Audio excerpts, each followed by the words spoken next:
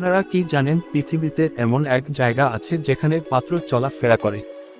আজকে এমনি এক জায়গা নিয়ে কথা বলবো আপনাদের সাথে। ডেথ ভ্যালি উপত্যকার রেসেট্র্যাক লেয়ার অংশটি জনমানবহীন এক বৈচিত্র্যময় জায়গা। সচরাচর অন্য প্রাণীও দেখা যায় না এখানে। এই উপত্যকার রহস্যময় পাথরগুলি কোন এক অজানা কারণে তার স্থান পরিবর্তন করে বয়ে চলে। বছরের পর বছর ধরে এই পাথর নিজেরাই কিভাবে যেন চলছে সরল পথ ধরে। ধারণা করা হয় যে পাথরগুলি প্রতি 2-3 বছর পর পর অগ্রসর হয়। পাথরগুলো নিয়ে এখনো ব্যাপক গবেষণা চলছে। রহস্য আরও ঘনীভূত হওয়ার প্রধান কারণ হচ্ছে বিস্তৃত এলাকা জনমানবহীন। এখানে বন্যা হয় না, এখানে এত গতিবেগে বাতাস প্রবাহিত হয় না যে পাথরগুলির স্থান পরিবর্তনে সহায়ক হবে।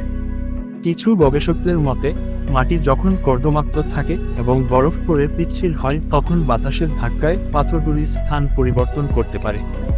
শেষ পর্যন্ত এই যুক্তিও গ্রহণযোগ্যতা পায়নি, কারণ পাথরগুলির স্থান পরিবর্তন করে গ্রীষ্মকালে যখন মাটি একেবারে শুকনো থাকে এবং বরফ পড়ে না।